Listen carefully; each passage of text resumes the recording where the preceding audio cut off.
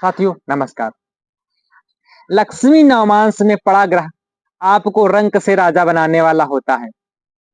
अब ये लक्ष्मी नवमांश क्या होता है, पहले समझते हैं नवमांश क्या होता है। आपकी जन्म कुंडली में 12 भाव होते हैं। हर एक भाव 30 अंश का होता है।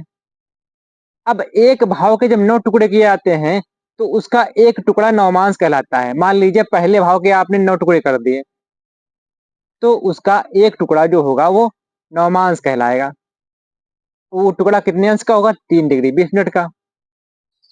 अब इसी प्रकार से आप पहले भाव का कीजिए 9 टुकड़े, दूसरे भाव के 9 टुकड़े कीजिए तो 10वें भाव तक करते चले जाएंगे तो 10 9 90, क्योंकि 10 भाव हैं और हर एक भाव के 9 टुकड़े, 10 9 90 टुकड़े हो गए। ये 90 हो गए।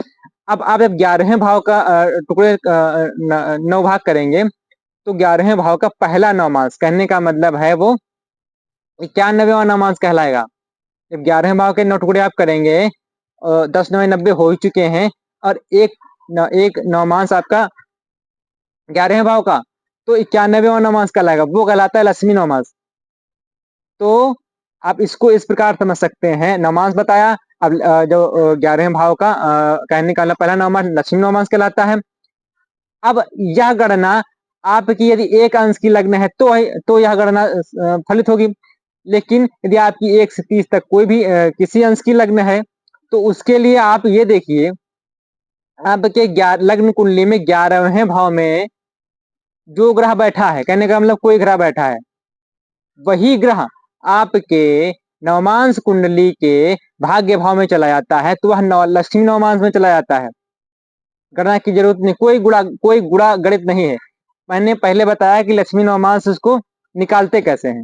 यदि एक अंश की लग्न है तो इस प्रकार निकाल लेंगे। यदि आपकी 1 से 30 तक किसी प्रकार की लग्न है तो उसके लिए आप ये देख लीजिए, ऐसा देख लीजिए, केवल आप अपने 11वें भाव में, आपके 11वें भाव में कोई ग्रह उपस्थित होगा, उसको देखिए।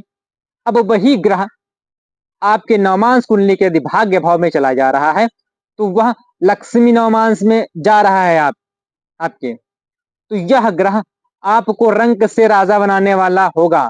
अपनी महादशा अंतदशा में ये केन प्रकार लाभ देगा, आपको रंक से राजा बना सकता है, रोडपति से करोड़पति बना सकता है।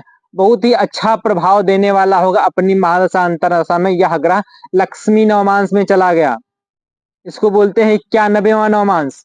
10 9 90 और एक नवमांश आपकी 11वें भाव का। धन्यवाद।